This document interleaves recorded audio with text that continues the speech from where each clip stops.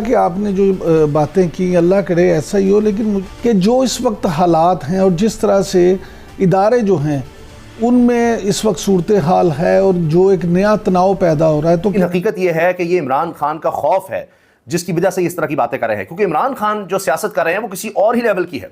अंदाजा लगाइए कि जेल में होते हुए अब एक नई फोर्स तैयार करने की बात हो रही है। आपके ऊपर है कि आपने कब निकलना है, कब मारना है, कब अपनी हकीकी आज़ादी लेनी है, कब इस्लामाबाद को घेरना है। क्यों पाकिस्तान की तारीख का सबसे तलख तरीन हफ्ता अगला हफ्ता होने जा रहा है, और खास तौर पे 3-4 दिन है, उनमें बहुत कुछ होगा, बहुत कुछ बदल जाएगा।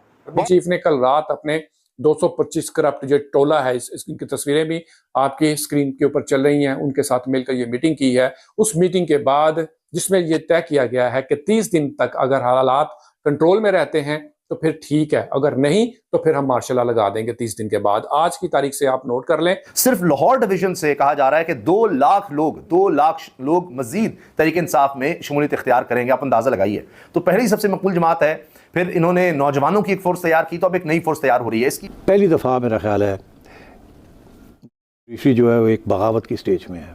आज मैं ये लफ्ज़ इस्तेमाल कर रहा हूँ। पहली दफ़ा हुआ है कि हाई कोर्ट में ISI को डायरेक्टली टारगेट किया जा रहा है। मेरा मशवरा तो यह है कि इरम बीबी जाने से पहले अपने हस्बैंड यानी आर्मी चीफ मुनीर नाई को, अब तो ये नाई है, इसको आप गोली मार के जाएं, और वो भी .0 से, यानी कि करीब से गोली मारें। जब ये सो रहा हो तो उस वक्त इसको गोली मारें और इसी के रिवाल्वर जो है इसके हाथ में दे के तो आगे रूह पुश हो जाएं। अगर ये क्राइसिस को रोका ना गया from either the judiciary side और फ्रॉम द एस्टैब्लिशमेंट साइड, तो फिर यही होगा कि किसी न किसी स्टेज से sooner rather than later establishment move करेगी फॉर एन इमरजेंसी।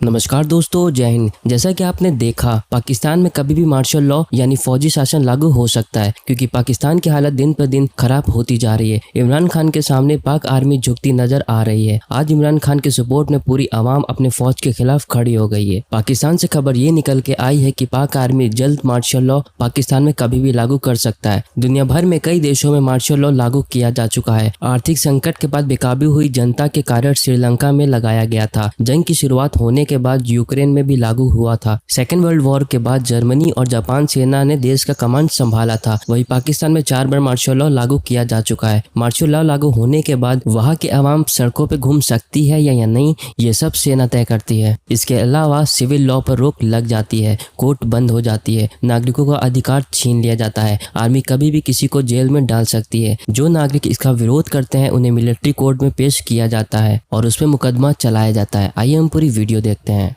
वो कहते हैं पोतरों के बिगड़े जो उनसे वो कभी नहीं बदलते, वो ठीक नहीं होते। आर्मी चीफ मुनीर मिस्त्री का भी यही हाल है।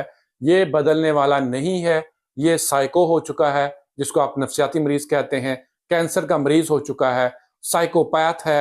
यानी कहने का मकसद ये है कि इसने अपनी रविश नहीं बदलनी। लिहाजा कल की बात जो इनके दरमियान में हुई है, इरम बीबी और आर्मी चीफ, वो मैं आपके साथ ब्रेक कर देता हूँ। इरम बीबी ने आर्मी चीफ को 3 दिन का वक्त दिया है, जिसमें उसने कहा है कि अगर तुमने अपने किरदार को ठीक ना किया, इमरान खान साहब के साथ जो मामलात हैं उनकी रिहाई के, वो ना हुई उनकी रिहाई, तो मैं 3 दिन के बाद अपने बच्चों समेत रूपोश हो जाऊंगी। यानी फिर उसके बाद तुम जानो, तुम्हारा काम जाने, मैंने तुम्हारी जिंदगी के साथ कोई ताल्लुक नहीं रखना, क्योंकि मैं तुम्हारे बाद या तुम्हारी जिंदगी में ज़लीलो ख्वार नहीं होना चाहती अवाम के हाथों।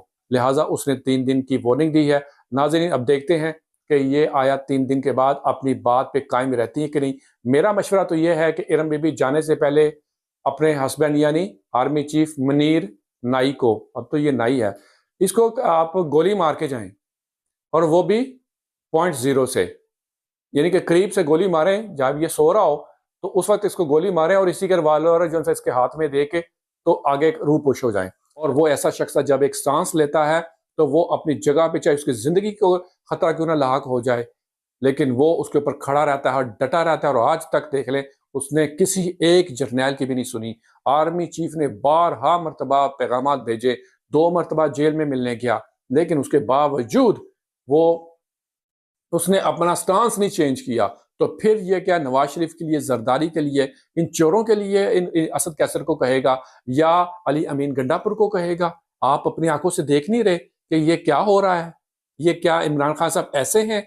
अगर ये करना होता तो ये इमरान खान साहब पहले ना कर लेते, खुद ना कर लेते, इनके साथ हाथ मिला लेते। जब वो बाहर थे उनको जेल में जाने की क्या जरूरत पेश आई? क्योंकि वो अवाम के मफादात के लिए गए हैं। आर्मी चीफ ने कल रात अपने 225 करप्ट जो टोला है, इनकी तस्वीरें भी आपकी स्क्रीन के ऊपर चल रही हैं, उनके साथ मिलकर ये मीटिंग की है। उस मीटिंग के बाद जिसमें ये तय किया गया है कि 30 दिन तक अगर हालात कंट्रोल में रहते हैं तो फिर ठीक है, अगर नहीं तो फिर हम मार्शल लॉ लगा देंगे 30 दिन के बाद। आज की तारीख से आप नोट कर लें, 30 दिन तक अगर हालात इसके कंट्रोल में रहे तो फिर ये मार्शल लॉ नहीं लगाएगा, लेकिन 30 दिन के बाद आपके ऊपर पटा चढ़ने जा रहा है। और जिसमें इसने फैसला किया है कि जो ही मैंने मार्शल लॉ लगाना है, मैं उन इलाकों के लोगों के ऊपर जिन्होंने इमरान खान को मेजोरिटी में वोट दिए थे, उन इलाकों के अवाम के ऊपर ऐसा मैं तशद्दुद करूंगा, ऐसा यानी कि उनको मार मार के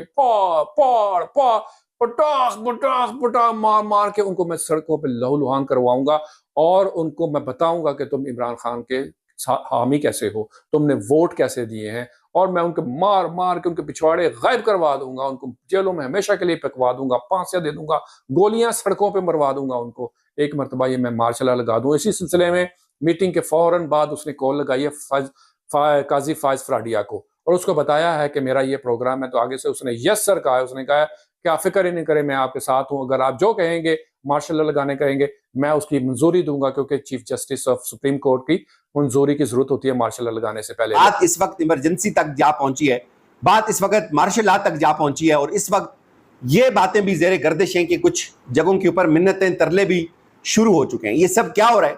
मामलात यहां तक क्यों पहुंचे और आगे क्या क्या होने वाला है? क्यों पाकिस्तान की तारीख का सबसे तलख तरीन हफ्ता अगला हफ्ता होने जा रहा है और ख़ास तौर पे 3-4 दिन है, उनमें बहुत कुछ होगा, बहुत कुछ बदल जाएगा, बहुत सी नई बुनियादें पड़ रही हैं।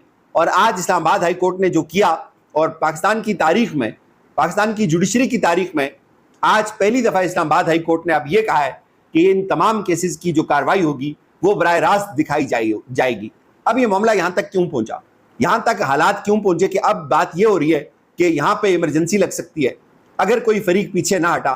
ये पहली दफ़ा आज नजम सेठी साहब ने एक इंकशाफ किया है। नजम सेठी साहब जाहिर है जब कोई बात करते हैं तो वो बिला वजह नहीं होती।